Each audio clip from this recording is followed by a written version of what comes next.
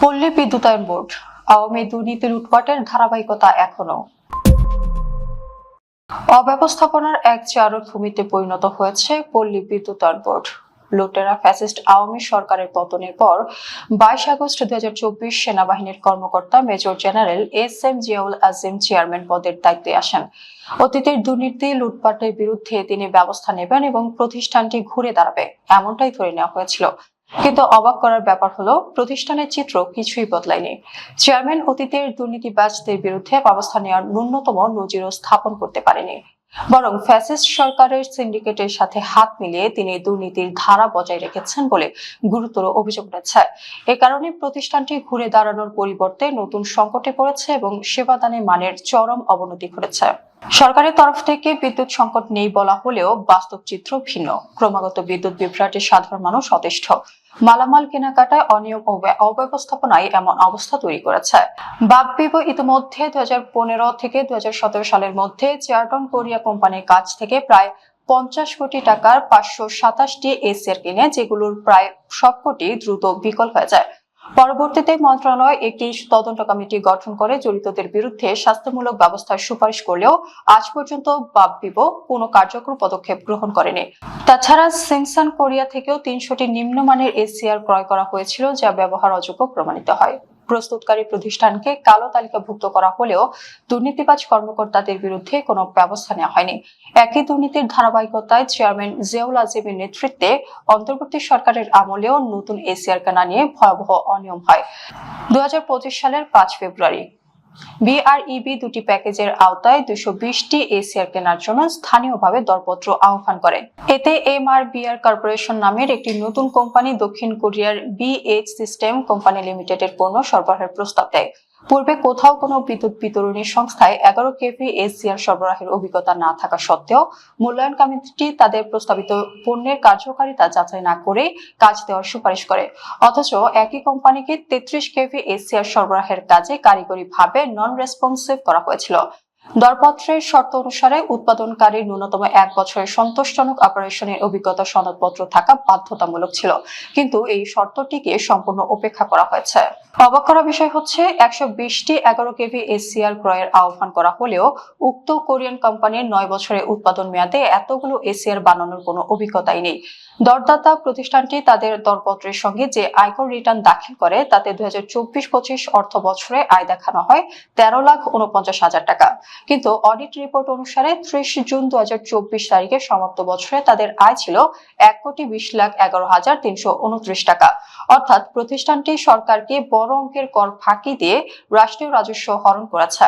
এটি শুধু দুর্নীতির ইঙ্গিতই দেয় না, বরং সরকারি ক্রয় নীতির আইনি শর্তাবলীর সরাসরি লঙ্ঘন। ইতিপূর্বে জাল কাগজপত্রের জন্য সরবরাহকারীকে কালো তালিকাভুক্ত করার নিয়ম থাকলেও এবার বিআরইবি পুরো ব্যাপারটি লুকিয়ে যায়। অনুসন্ধানে জানা যায়, এমআরবিআর কর্পোরেশনের মালিক ইতিপূর্বে বিআরইবিতে কর্মরত ছিল। সে এই পরিচিতি ব্যবহার করে কার্যাদেশ পাওয়ার জন্য তদবির করে। উক্ত অসামঞ্জস্যতার বিরুদ্ধে বোর্ড সিদ্ধান্ত না নিয়ে যাচাইকরণের জন্য টিইসি কমিটিকে নির্দেশ দেয়। পুরো ঘটনার সঙ্গে মেজর জেনারেল এস.এম. জিয়াউল আজিম সরাসরি জড়িত ছিলেন। এই অপকর্ম ফাঁস হওয়ার পর তোলপাড় হলেও তিনি ওপরের মহলকে ম্যানেজ করে সবকিছু ধামাচাপা দেন। স্থিতিশীল বিদ্যুৎ সরবরাহের জন্য বিতরণ লাইনে অটোমেটিক সার্কিট রিক্লোজার স্থাপন করতে হয়। এটি বিদ্যুৎ লাইনের সমস্যা টের পেয়ে স্বয়ংক্রিয়ভাবে বিদ্যুৎ বন্ধ ও চালু করে। এসিআর যত দক্ষ হবে, বিদ্যুৎ বিভ্রাট তত কম ঘটবে, কিন্তু নিম্নমানের এসিআর কোনো কাজে আসে না।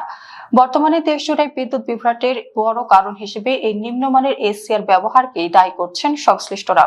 শুধু এসিআর নয়, আরইবির কেনা প্রতিটি মালামালই অত্যন্ত নিম্নমানের। ভয়াবহ অনিয়মের মাধ্যমে নিম্নমানের মালামাল অতি উচ্চ মূল্যে কেনা হচ্ছে, যার পুরো দায় পড়ছে গ্রাহক ও সাধারণ কর্মকর্তা কর্মচারীদের উপর।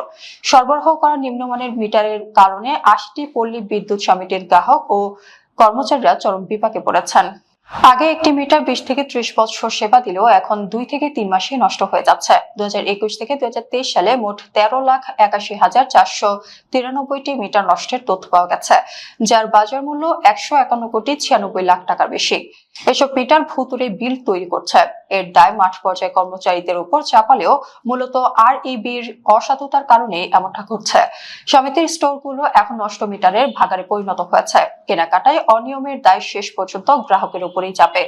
একদিকে বিদ্যুতের মূল্য বাড়ছে, অন্যদিকে সামান্য বৃষ্টি বা বাতাসে গ্রামগঞ্জে ঘন্টার পর ঘন্টা বিদ্যুৎ থাকছে না। চাহিদা অনুযায়ী মালামাল না নিয়ে অপ্রয়োজনীয় মালামাল সরবরাহ করা হচ্ছে। এতে গ্রাহকদের ক্ষোভের মুখে পড়ছেন মাঠ পর্যায়ে কর্মচারীরা। নিম্নমানের মালামাল ব্যবহারের কারণে দেশের বিদ্যুৎ খাত রসাতলে যাচ্ছে। প্রয়োজনীয় যন্ত্রাংশের বদলে অপ্রয়োজনীয় মালামাল পাঠিয়ে chairman major general S M. Ziaul Azim প্রকল্পকে স্থগিত করে দিয়েছেন। মাঠ পর্যায়ে অভিজ্ঞতা না থাকা সত্ত্বেও বিআরইবির কর্মকর্তারা কেন্দ্রীয়ভাবে মালামাল ক্রয় করেন। চাহিদার সঠিক মূল্যায়ন না করায় প্রতিটি সমিতিতে গড়ে 5 থেকে 6 কোটি টাকার অপ্রয়োজনীয় মালামাল পড়ে আছে, যার মোট বাজার মূল্য 500 কোটি টাকারও বেশি।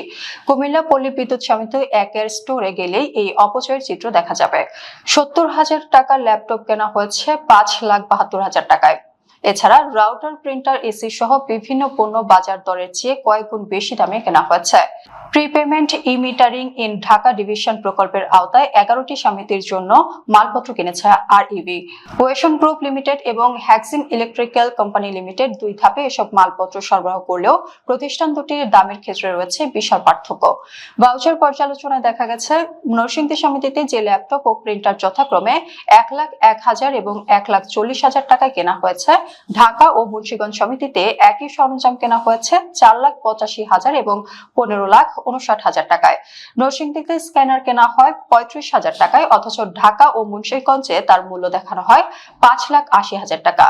একই মানের মালামালের দামে এমন আকাশ পাতাল পার্থক্য ভয়াবহ দুর্নীতির দিকে আঙুল তোলে। কেনাকাটাগুলো আগের হলেও ফাঁস হয়েছে বর্তমান সরকারের আমলে।